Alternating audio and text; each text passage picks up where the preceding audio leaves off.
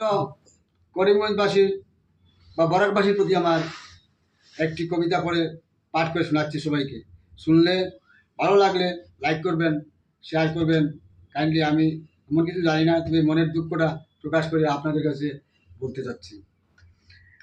দুঃখী পরাণ জলে বুলামন, শুনলে হাসি পায়, করিমগঞ্জের নামটি নাকি বদল হয়ে যায়।